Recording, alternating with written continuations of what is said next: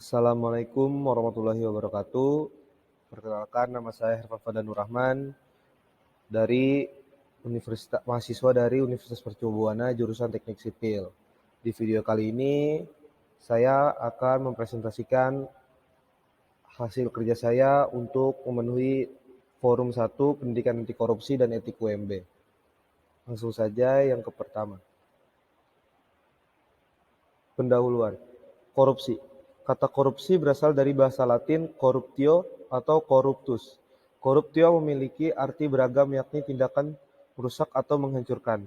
Corruptio juga diartikan kebusukan, keburukan, kebejatan, ketidakjujuran, dapat disuap, tidak bermoral, penyimpangan dari kesucian, kata-kata atau ucapan yang menghina atau memfitnah. Menurut Kamus Besar Bahasa Indonesia (KBBI), korupsi adalah penyelewengan atau penyalahgunaan uang negara, perusahaan, organisasi, yayasan, dan sebagainya untuk keuntungan pribadi atau orang lain. Perilaku koruptif ditandai oleh hilangnya integritas diri, hilangnya moral, dan hilangnya rasa malu sebagai bagian terpenting dari inti sebagai manusia. Perilaku korupsi bukan berarti seseorang itu miskin, tetapi adanya sifat dan sikap rakus untuk menumpuk harta kekayaan melalui cara-cara biadab dan tak beradab. Para koruptor dapat dikatakan sebagai orang yang bejat moral, garong uang negara, dan layak untuk dihukum seberat-beratnya. Korupsi merupakan extraordinary crime karena yang pertama berpotensi dilakukan oleh siapa saja. Yang kedua, korbannya bisa siapa saja, random target, random victim.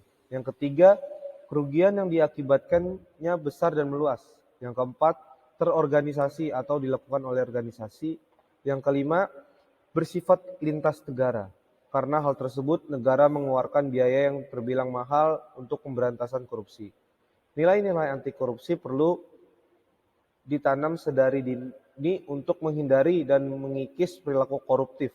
Terdapat 9 nilai integritas atau nilai anti korupsi yang dirumuskan oleh KPK, yaitu berjumpa di kertas, yang artinya berani, jujur, mandiri, peduli, adil, disiplin, kerja keras, tanggung jawab, sederhana. Adapun menurut Undang-Undang Republik Indonesia Nomor 31 Tahun 1999, sebagaimana diubah Undang-Undang Nomor 20 Tahun 2001 tentang pemberantasan tindak pidana korupsi, yang dimaksud dengan korupsi ialah secara melawan hukum melakukan perbuatan memperkaya diri sendiri atau orang lain atau suatu korporasi yang dapat merugikan keuangan negara atau perekonomian negara. Korupsi di Indonesia merupakan masalah besar yang belum dapat diselesaikan dengan tuntas oleh bangsa ini. Salah satu agenda reformasi adalah pemberantasan korupsi sudah mengakar dan menjadi virus dalam tubuh bangsa Indonesia. Pembahasan. Di sini saya akan membahas tentang pengetahuan-pengetahuan praktis dalam mengenali sikap individu maupun kelompok agar dapat menjadi pribadi yang memiliki berkarakter, memiliki tujuan hidup yang jelas, tanggap terhadap perubahan, berani kompetitif dalam berbagai aspek, dan pada akhirnya dapat menjadi sumber daya manusia yang unggul dan berkualitas atau bermutu. Yang pertama, pentingnya implementasi pendidikan anti korupsi di lembaga pendidikan.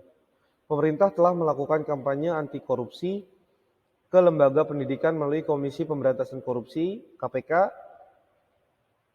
Kurikulum pendidikan anti korupsi mulai dikembangkan di sekolah-sekolah maupun universitas, termasuk Universitas Mercu Buana, dengan penyesuaian konsep dan target sasaran yang hendak dicapai di jenjang lembaga pendidikan terkait. Pendidikan anti korupsi sangat penting untuk diwujudkan, karena melalui pendidikan inilah berlangsung pembinaan terhadap para siswa, yaitu sebagai generasi muda penerus bangsa. Apabila satuan pendidikannya menanamkan dan membina sikap anti korupsi, maka akan melahirkan generasi yang dapat mengatakan tidak untuk korupsi. Tujuan pendidikan anti korupsi tidak lain untuk membangun karakter jujur agar anak tidak melakukan korupsi. Sikap anti korupsi merupakan sikap-sikap tidak setuju, tidak suka, dan tidak senang terhadap tindakan korupsi. Anti korupsi merupakan sikap yang dapat mencegah dan menghilangkan bagi berkembangnya korupsi. Mencegah yang dimaksud adalah upaya untuk meningkatkan kesadaran individu untuk tidak melakukan tindak korupsi dan serta menyelamatkan uang dan aset negara. Di sini ada alasan mengapa pendidikan anti korupsi perlu diajarkan di dunia pendidikan. Yang pertama itu budaya korupsi Indonesia di tepi jurang. Maksudnya korupsi sebagai budaya kolonial di Indonesia sudah dalam kondisi yang sangat parah. Budaya suka sama suka dalam melakukan korupsi menjadi tradisi yang sulit diungkap. Bahkan sudah tidak disadari lagi oleh pelakunya bahwa hal tersebut merupakan tindakan terlarang, berdosa, dan merugikan banyak orang. Yang kedua ada memerangi korupsi dari lingkungan terdekat. Pelaksanaan pendidikan anti korupsi di sekolah maupun perguruan tinggi sebenarnya merupakan cara untuk mengatasi mentalitas dan sikap-sikap dasar yang mengarah pada tindak korupsi yang curang. Yang terakhir ada memerangi korupsi dari lingkungan terdekat. Lembaga pendidikan seperti sekolah atau perguruan tinggi adalah tempat yang pengembangan karakter yang aplikatif. Namun faktanya memang kebanyakan peserta didik masih menjadi karakter sebagai hafalan materi pendidikan, bukan dilakukan secara implementatif. Di sini ada korupsi dari pandangan etika.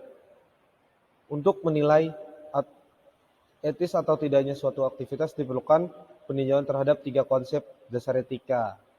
Kita ambil contoh jika korupsi terjadi pada pejabat dengan mengkorupsi uang negara. Ditinjau dari konsep dasar etika.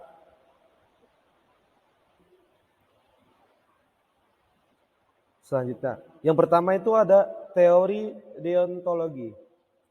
Yang pertama, teori hak. Perilaku korupsi uang negara menunjukkan bahwa hak masyarakat yang seharusnya mendapatkan kesempatan menikmati kesejahteraan dari uang negara, baik secara langsung maupun tidak langsung, telah diambil oleh para pelaku korupsi.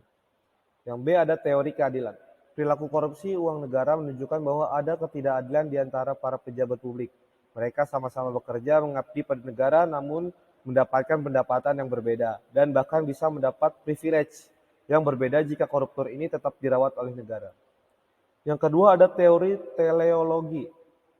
Dalam dunia etika, teleologi dari Christian Wolff secara filsuf Jerman abad ke-18 diartikan sebagai pertimbangan moral akan baik buruknya suatu tindakan dilakukan. Teleologi mengerti benar mana yang benar dan mana yang salah, tetapi itu bukan ukuran yang terakhir. Yang lebih penting adalah tujuan dan akibat. Betapapun salahnya sebuah tindakan menurut hukum, tetapi jika itu bertujuan dan berakibat baik, maka tindakan itu dinilai baik. Begitupun sebaliknya. Nah, kita semua paham bahwa korupsi memang tidak punya etika, seperti dikatakan teori di atas. Sekarang tinggal dalam penerapannya. Seorang memilih untuk mau hidup beretika atau tanpa etika. Mungkin cukup sekian dari saya, kurang lebihnya mohon maaf. Bila ada kesalahan kata, saya mohon maaf. Wassalamualaikum warahmatullahi wabarakatuh.